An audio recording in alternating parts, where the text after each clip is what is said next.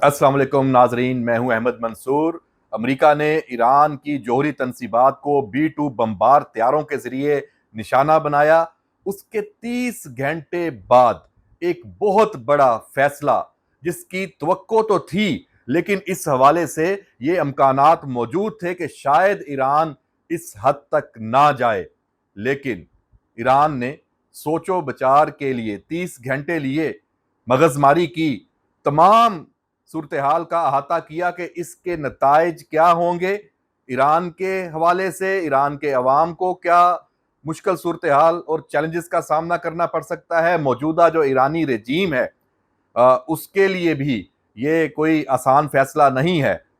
यकीनन अमेरिका ने और इसराइल ने कोई ऑप्शन तो नहीं छोड़ा था, लेकिन फिर भी चाहे अक़वाम मुत्तहिदा की सलामती कौंसिल का इजलास हो, ईरान के दोस्त ममालिक हों, दुनिया हो, वो ईरान से ही बर्दाश्त और तहम्मुल के मुजाहरे की अपील करती नजर आ रही थी। फौरी बात तो ईरान ने इसराइल पे एक अटैक किया था। जैसे ही ये बमबार तैयारे B-2 इन्होंने ईरानी जौहरी तनसीबात पर हमला किया था, लेकिन उसके बाद फिर खामोशी हो गई थी।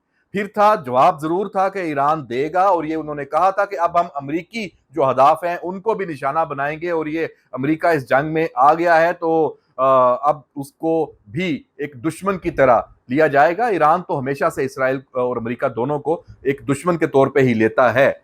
लेकिन जो बड़ा फैसला, वो खुद ईरान की मुसल्लह अफवाज के जो सरबराह हैं, जो नए सरबराह हैं, chief of general staff Iran की मुसल्लह अफवाज के जनरल मूसवी, उन्होंने ये ऐलान कर दिया है। और ये जो सोचो विचार हुई है, इसमें पूरी जो क्यादत है, सुप्रीम लीडर से लेके ईरान के सदर, तमाम इंटेलिजेंस, IRGC और ईरान की जो दीगर फोर्सेस हैं, क्या हुआ है जनाब?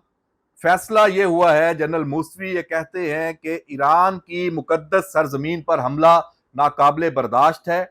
अमेरिका और इसराइल दोनों को सख्त सजा दी जाएगी।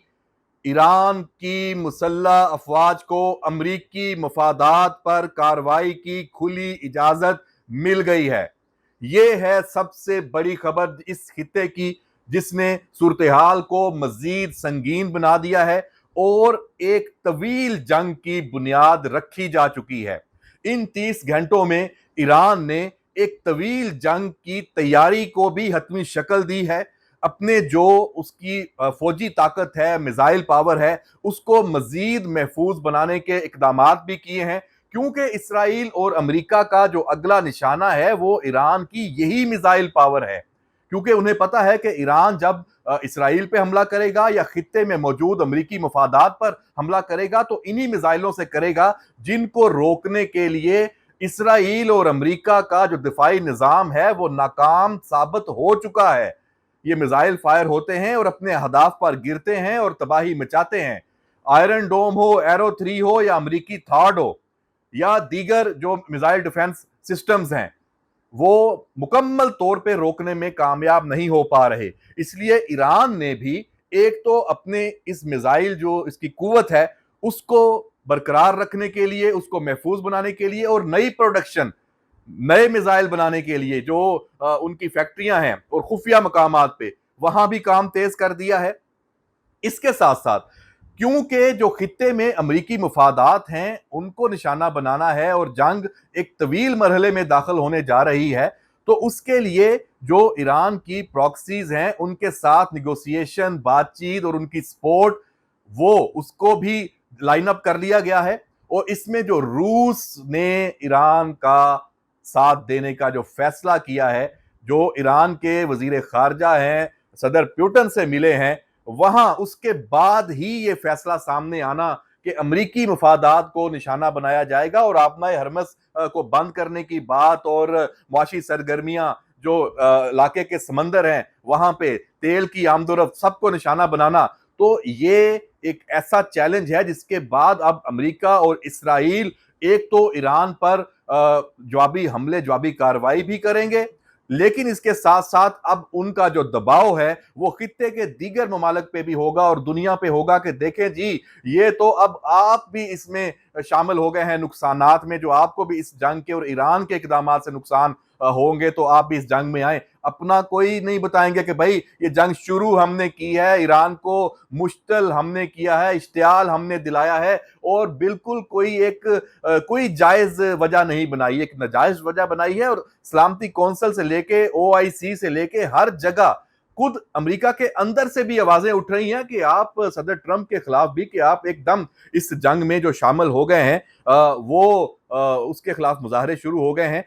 जो ईरानी जो अस्करी क्यादत है, ये इस अज़म का फिर ये बिल्कुल लेटेस्ट इजहार किया है कि इस्लामी जमहूरिया ईरान कभी पीछे नहीं हटेगा, और इस ऐलान के साथ ही इसराइल पर मिसाइलों की जो एक नई वेव है वो उसका हमला हो गया है। इसराइल के जो शहर हैं, यरूशलेम है, तल अबीब है और हाइफा और दीगर शहर, वहां जो मिसाइल वो अपना काम दिखा रहे हैं। जो इसराइल का जो डिफेंस सिस्टम है वो भी एक्टिवेट है। लेकिन अब ये सिर्फ एक वेव की बात नहीं है, ये एक तवील जंग है, और पाकिस्तान इसमें बहुत मुश्किल सूरत हाल में है।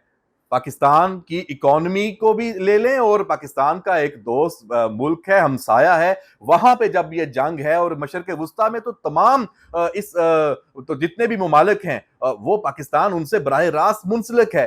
तो पाकिस्तान की कौमी सलामती कमेटी का जो इजलास है उसकी अलग से तफसील कि उसमें क्या फैसले होंगे, लेकिन उससे जुड़ी सिर्फ एक बात, जनाब उस इजलास से पहले जो ईरानी सफीर हैं पाकिस्तान में, उनकी मुलाकात होना वजीर आजम से, और ऐसे वक्त में जब अस्करी क्यादत भी कौमी सलामती कमेटी के इजलास में शिरकत के लिए वहां मौजूद, तो ये एक अरेंजमेंट है, ये मुलाकात, ये पैगाम, और ये ईरानी क्यादत का जो पहला फैसला जो मैंने पहले बताया, ये उसी से आगाही के लिए है, और उसके बाद जो सूरत हाल पैदा होनी है उस पर गौर फिक्र के लिए है। ये बहुत अहम डेवलपमेंट है पाकिस्तान के हवाले से भी, खित्ते के हवाले से तो है ही है। और इस इजलास में जो overall field marshal Asim Munir का दौरा है अमेरिका का और तुर्की का, और इसमें जो पेशरफ्त है, जो चीज़ें हैं वो यहाँ पे होंगी फैसला कुन, और इस पे जो स्टैंप लगेगी जो पाकिस्तान के फैसले हैं आइंदा के आने वाले जो दौर के। तो जनाब ये सूरत हाल है।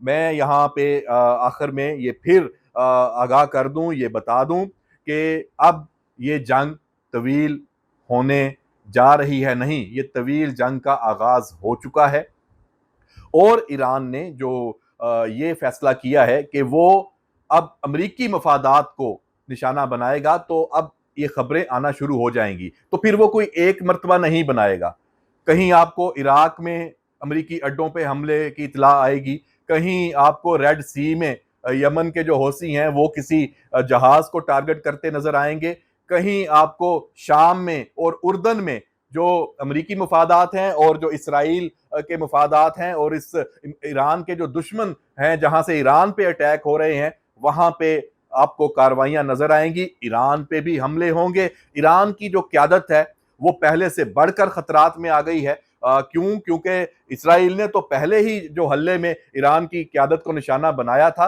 तो ये चीज भी मद्देनजर है ईरान की क्यादत के सियासी और जो फौजी। तो उन्होंने अपनी लाइनअप भी कर ली है कि दूसरे तीसरे चौथे दर्जे की क्यादत है, और जनाब ये फैसला भी कर लिया है कि अगर ईरान की हुकूमत या ईरान का जो ये ढांचा है इसको कोई नुकसान पहुंचता है, जिसका इस वक्त तक कोई फिलहाल बड़ा इम्कान मौजूद नहीं है, लेकिन इसको रखा जरूर जा रहा है इस अपनी तैयारी में और अपनी प्लानिंग में इस इम्कान को। उसके लिए फिर जो एक तवील एक आप कह लें इंसर्जेंसी है, अगर और जो खित्ते में जो ऐसे अटैक्स हैं जिनको आप कह सकते हैं कि जैसे पाकिस्तान में और दुनिया इसको दहशतगर्दी की जंग कहती है, तो फिर ईरान इससे भी पीछे नहीं हटेगा।